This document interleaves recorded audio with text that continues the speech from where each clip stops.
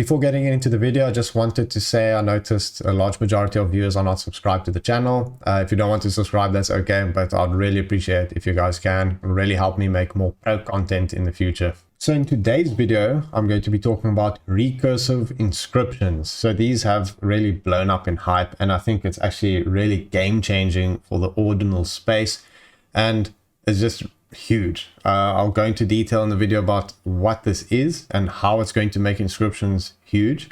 But just to put it in layman's terms, basically inscriptions can use a special syntax to request the content of other inscriptions. So pretend like you're launching a 10,000 collection of NFTs. So instead of having to inscribe them all individually as NFTs, you can just inscribe 180 traits, then use the request syntax to render the image using minimal code. So in other words, high resolution art can now be stored on chain much more efficiently, much cheaper. And Bitcoin is basically getting an internal internet where every file can reference other files. So this is just really huge news. And as you know, one of the biggest downsides in ordinals is the inscription costs. So basically at the moment, high fidelity art is very expensive, and many creators have to sacrifice the quality of the actual art to mitigate fees, which completely makes sense, but it's not ideal. So with this recursive inscriptions, it's going to fix that basically and allow for much higher quality art and much cheaper as well. So let's head over to this tweet by Leonidas.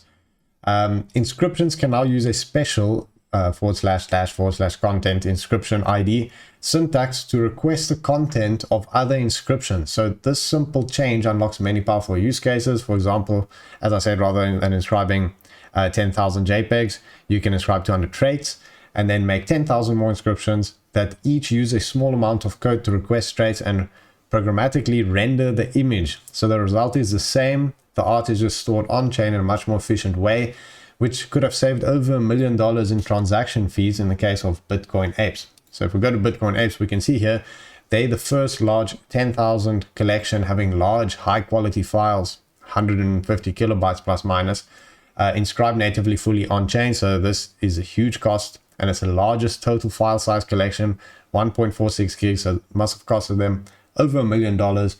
So with those recursive ordinals, it could have saved them $1 million. So you can see why this is really so huge. So if we have a look at On-Chain Monkey, they've actually achieved something quite remarkable by inscribing the p5.js and 3.js npm packages fully on-chain through the use of recursion. They've enabled anyone to make calls to these packages from the inscriptions in the upcoming dimensions drop that they're having. So this approach has allowed them to create stunning 3D art with a file size of under 1 kilobyte, which is insane, under 1 kilobyte. And that's really good quality art as well, and 3D. So it's actually really mind-blowing. And the most exciting part is that the inscribed packages are available to the public. So anyone can do this, and anyone can create this art at a super low cost.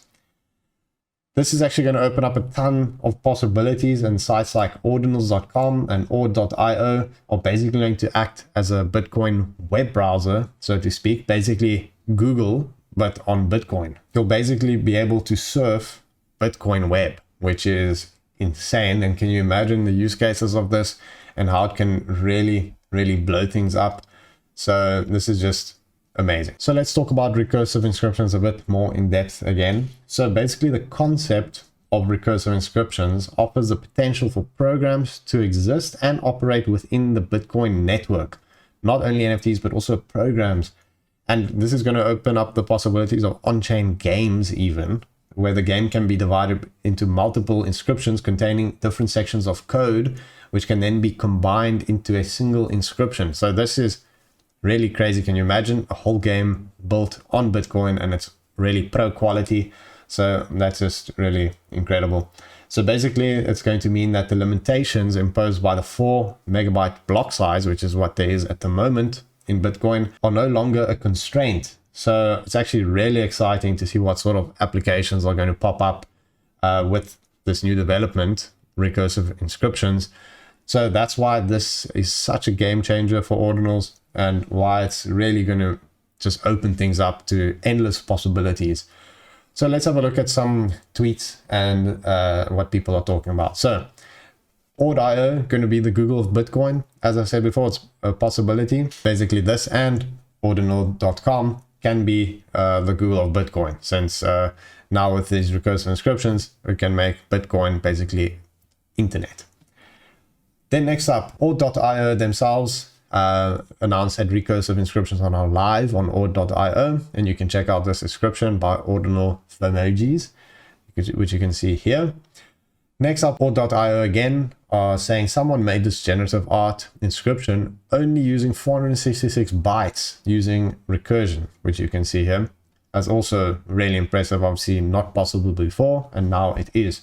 And lastly, something definitely to keep in mind is BRC is still prunable with updates on the network, and SRC20s are permanent. So as you know, I'm quite bullish on SRC, obviously also bullish on BRC, but there is always that possibility that the Bitcoin network is upgraded or updated and BRCs could be gone. So it'll be really cool to see these same things implemented once SRC20s are live, since they are not prunable and not permanent.